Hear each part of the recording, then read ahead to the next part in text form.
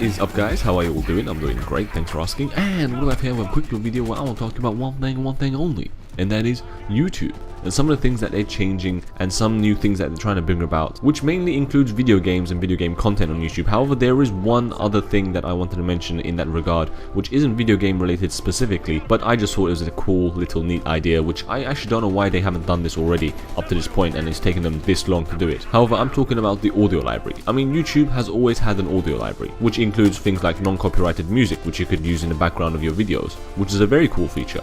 However, they've never had sound effects, and this is the first for YouTube. Like I said, I don't know why they haven't done it up to this point, but I guess it's better late than never. They're gonna add sound effects to this audio library of theirs, where you can have like a man screaming, or lightning and thunder, footsteps, glass breaking, the slamming of a door, the creaking of the wood or something, things like that. They're going to add it into their audio library so that you can edit your videos whilst on YouTube, which I think is a great idea, and I'm sure a lot of people will make the most of it because it's also copyright free. And as we all know, YouTube has had a huge problem with copyright strikes and infringements and third-party claims and whatnot in its entire history, especially in its recent history, and I think that this is going to be a good step forward in the right direction to help alleviate that problem, because their audios cannot be copyrighted because it's on their own system. So I think that's a good move on their behalf. Next is video game related. Now these two features I think are great. The first one especially is brilliant. The second one is a good idea. It probably will benefit the bigger channels out there. But I'm talking about the 60 frames per second. Yes sir, video game footage is now able to run at 60 FPS on YouTube, which is an incredible idea because 60 FPS looks so much better. Some people say that the naked human eye cannot see the difference between 30 and 60 FPS. This is false.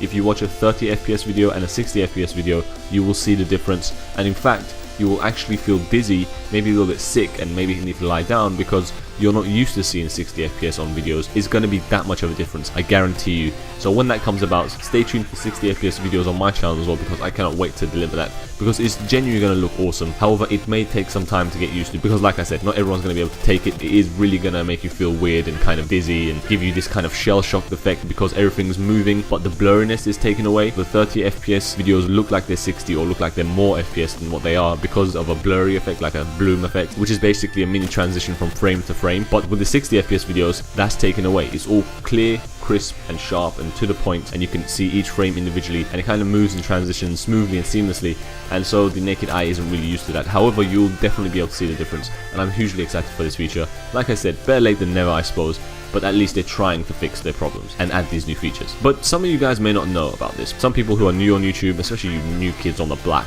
and things like that, won't know of the time where us content creators and people on YouTube who are involved in the gaming part of YouTube really had to struggle on this site. And the reason I say that is because you guys may or may not know this, but a few years ago, gaming wasn't even a thing on YouTube. It didn't have its own category, it didn't have its own place on the front page or the home page or whatever. It wasn't recognized. YouTube didn't give it any recognition. So the fact that they gave us a category which only has been around for the last few years, and now they're adding this 60 FPS feature, shows that they are starting to care about the gaming side of YouTube, which is huge. I mean, even back then it was just as big as it is now, but it wasn't given any sort of recognition. If you could imagine, the sector that we are in is kind of like a $80 billion, maybe $100 billion industry, and they didn't give it a single bit of credit back then. And obviously they gave it its own category and its own placement a few years ago, and now they're giving this 60 FPS to the video game content, which is again a move in the right direction. But my problem is these improvements are coming at a very slow rate. It's kind of like an incremental change, bit by bit over a long period of time, and it's kind of troublesome because, like I said, video game content is huge on YouTube, but they're just kind of slow in terms of reacting to it. So hopefully this is a step in the right direction, which will make them wake up and kind of smell the roses. And the final feature is a quick little one where it's called fan funding. Now this is basically a Kickstarter, Indiegogo project type thing where people can donate money to you and your cause and your channel. Of course, YouTube is going to take a cut of this. I believe it's like 5% or whatnot, which is not too bad, I suppose, considering Twitch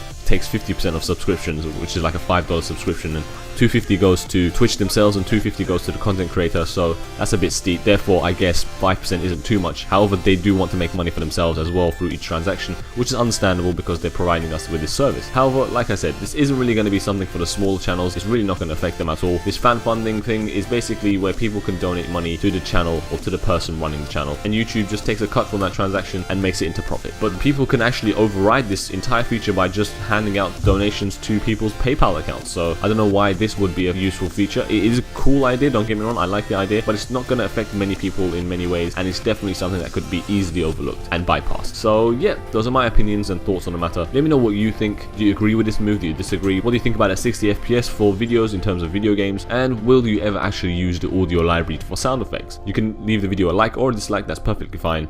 And yeah, that's pretty much it. Thank you all for tuning in. It's Sniper474, and I'm out. I'll see you later.